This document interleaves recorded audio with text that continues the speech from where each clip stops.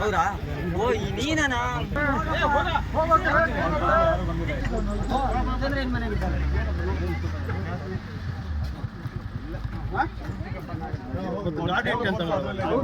ಏ ದುರ್ಗಪ್ಪ ಬರ್ಬೇಕನಾ?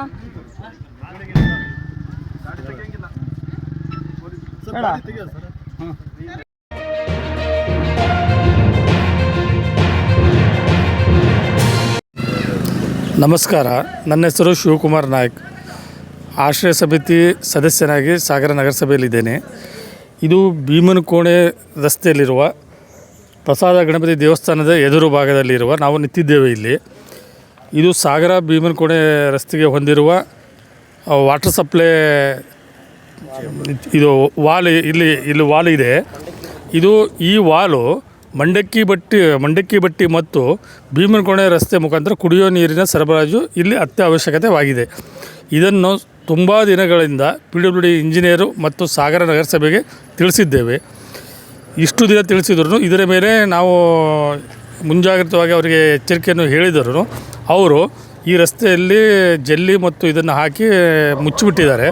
ನಮ್ಮ ಉದ್ದೇಶ ಏನಂದರೆ ಇಲ್ಲಿ ಒಂದು ಚೇಂಬರ್ ಆಗಬೇಕು.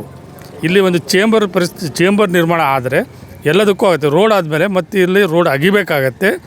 ಮತ್ತು ಪದೇ ರಿಪೇರಿ ಮಾಡಿದಾಗ ರೋಡನ್ನು ಅಗಿಯೋದರಿಂದ ರೋಡ್ ಹಾಳಾಗತ್ತೆ ಮತ್ತು ಸಾರ್ವಜನಿಕರು ತೊಂದರೆ ಆಗುತ್ತೆ.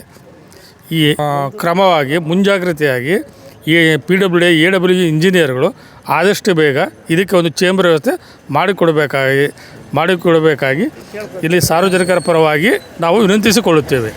ಧನ್ಯವಾದ. ಇಲ್ಲಿ ರೋಡ್ ಆಗ್ತಿರೋದು ಎಲ್ಲರಿಗೂ ಒಳ್ಳೆಯ ಉದ್ದೇಶವೇ, ಒಳ್ಳೆಯದಾಗಿದೆ.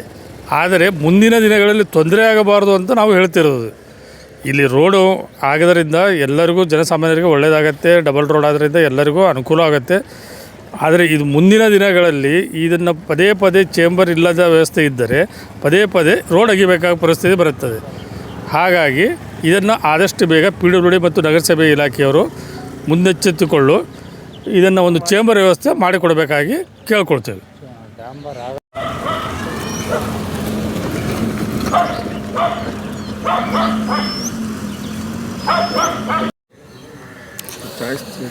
ಇದು ಸಾಗರ ಭೀಮನಕೋಣೆ ರಸ್ತೆಯಲ್ಲಿರುವ ವಾಟರ್ ಟ್ಯಾಂಕಿಂದ ಬರುವ ನೀರನ್ನು ಸಪ್ಲೈ ಮಾಡುವ ಜಾಗ. ಇದು ಮಂಡಕ್ಕಿ ಬಟ್ಟಿ ಮತ್ತು ಭೀಮನಕೋಣೆ ರಸ್ತೆಗೆ ಹೊಂದಿಕೊಂಡಂತೆ ಇರುವ ಜಾಗ. ಇದು ಎಲ್ಲ ಸಾರ್ವಜನಿಕರಿಗೆ ಇಲ್ಲಿಂದಲೇ ನೀರು ಸರಬರಾಜು ಆಗುತ್ತದೆ. ಇದೇ ರೀತಿ ಇಲ್ಲಿ ರೋಡ್ ಆಗುತ್ತಿರೋದಂಗೆ ಬೇರೆ ಕಡೆಯೂ ಆಗಿರಬಹುದು ಎಂಬ ನಿರೀಕ್ಷೆ ಇದೆ. ಇದನ್ನು ಸ್ಥಳೀಯರು ಎಲ್ಲೆಲ್ಲಿ ಆ ರೀತಿ ಆಗಿದೆ ಮುಂದೆ ರೋಡ್ ಹಾಳಾಗದಂಗೆ ಹೀಗೆ ಚೇಂಬರ್ ವ್ಯವಸ್ಥೆಗಳನ್ನು ಮಾಡಿಕೊಡಬೇಕಾಗಿ ಎಲ್ಲ ಕಡೆಗಳನ್ನು ಮಾಡಿಸಿ ನಗರಸಭೆ ಮತ್ತು ಸಾಗರ ನಗರಸಭೆ ಮತ್ತು PWD ಇಲಾಖೆಯವರು ಎಲ್ಲ ಕಡೆ ಚೇಂಬರ್ ವ್ಯವಸ್ಥೆ ಮಾಡಿದರೆ ರೋಡಿಗೂ ಒಳ್ಳೆಯದಾಗುತ್ತದೆ.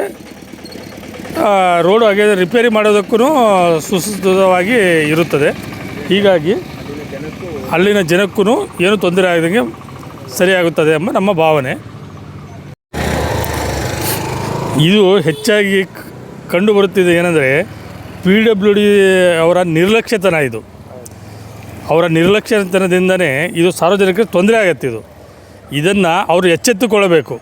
PWDದವರು ಮತ್ತು AW ಯಾರು ಇಂಜಿನಿಯರ್ ಇದ್ದಾರೆ ಇದನ್ನು ಎಚ್ಚೆತ್ತುಕೊಂಡು ಆದಷ್ಟು ಬೇಗ ಚೇಂಬರ್ ವ್ಯವಸ್ಥೆಯನ್ನು ಮಾಡಬೇಕು.